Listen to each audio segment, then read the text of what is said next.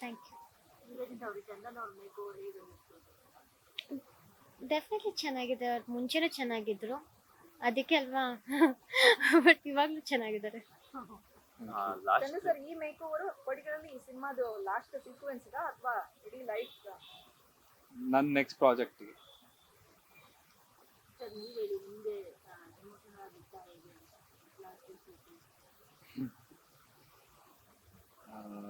ಖಂಡಿತವಾಗ್ಲೂ ಅಫ್ಕೋರ್ಸ್ ಆಗುತ್ತೆ ಎಮೋಷನ್. ಮನುಷ್ಯ ಅಂದಮೇಲೆ ಅವನಿಗೆ ಎಲ್ಲ ಥರ ಎಮೋಷನ್ ಇರೋದು ಸಹಜ. ಸೊ ಹಾಗೆ ನಾವು ಕೂಡ ಅದೇ ಒಂದು ಫೇಸಲ್ಲಿ ಇದ್ವಿ. ನೆನ್ನೆಯಿಂದನೇ ಮೆಂಟಲಿ ಪ್ರಿಪೇರ್ ಆಗ್ತಿದೆ ಹೇಗಿರುತ್ತೆ ಇವತ್ತಿನ ದಿನ ಅಂತ. ಫೈನಲಿ ಶೂಟ್ ಎಲ್ಲ ಮುಗ್ದಿದೆ. ಮನಸ್ಸಿಗೆ ಅನ್ಸುತ್ತಲ್ವಾ, ಡೆಫಿನೆಟ್ಲಿ 4 ವರ್ಷ ಜೊತೆಗಿದ್ದಿದ್ದು ಒಂದು ಮೂಮೆಂಟಲ್ಲಿ ಅನಿಸುತ್ತೆ. ಸೊ ಏನು ಮಾಡೋಕ್ಕಾಗಲ್ಲ. So it's life and profession and personal ಎರಡನ್ನೂ ಒಟ್ಟಿಗೆ ತರೋದು ಸರಿ ಅಲ್ಲ, ಅದೆಲ್ಲರಿಗೂ ಗೊತ್ತಿರೋ ವಿಚಾರನೇ. ಸೊ ಪ್ರೊಫೆಷನಲ್ ಆಗಿ ಬಂದು ಇವತ್ತು ಏನು ಡೈರೆಕ್ಟರ್ ಹೇಳಿದ್ರು ಆ ಸೀನ್ನ ನಾನು ಮಾಡಿ ಮುಗಿಸಿದ್ದೆ.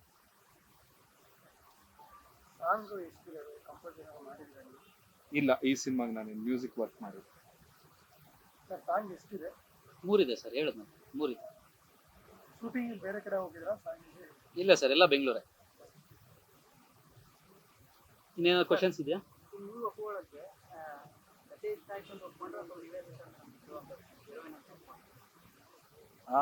ಹೇಳ್ಬೇಕಂದ್ರೆ ಈ ಸಿನಿಮಾದಲ್ಲಿ ನಿವೇದಿತಾ ಅವರು ಲೀಡ್ ಆಕ್ಟ್ರೆಸ್.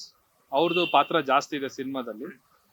ಅವರಿಗೊಂದು ಸಪೋರ್ಟಿವ್ ಆಗಿರ್ಲಿ ಅಂತ ನಾನು ಅವರು ಬಾಯ್ ಫ್ರೆಂಡ್ ರೋಲ್ ಮಾಡಕ್ಕೆ ಒಪ್ಕೊಂಡಿದ್ದೆ. ಮೂವಿ ಸ್ಟೋರಿ ಆಕ್ಚುಲಿ ತುಂಬಾನೇ ಚೆನ್ನಾಗಿದೆ. ನಾವು ಒಪ್ಕೊಂಡಿದ್ದು ಇವರಿಂದ, ಡೈರೆಕ್ಟರ್ ಸರ್ ಇಂದ. ಯಾಕಂದ್ರೆ ಅವ್ರು ಬಂದು ಸ್ಟೋರಿ ಯಾವ ತರ ಹೇಳಿದ್ರು ಅಂದ್ರೆ ಪ್ರಾಬಬ್ಲಿ ನೀವು ಅವ್ರ ನರೇಶನ್ ಕೇಳಬೇಕು, ಅಷ್ಟು ಇಮ್ಯಾಜಿನೇಷನ್ಗೆ ಹೋಗ್ತೀರಾ ಅಂದ್ರೆ ಅಷ್ಟು ಚೆನ್ನಾಗಿ ಹೇಳಿದ್ರು.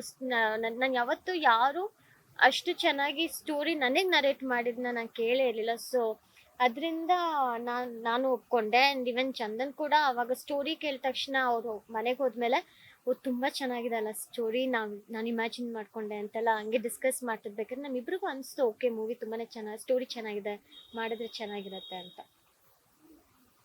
ಲಾಸ್ಟ್ ಟೈಮ್ ಇಬ್ರು ಇದೇ ಶೂಟಿಂಗ್ ಸೆಟ್ ಅಲ್ಲೇನೆ ನಾಗರಬಾವಿ ಹತ್ರ ಇದ್ರು.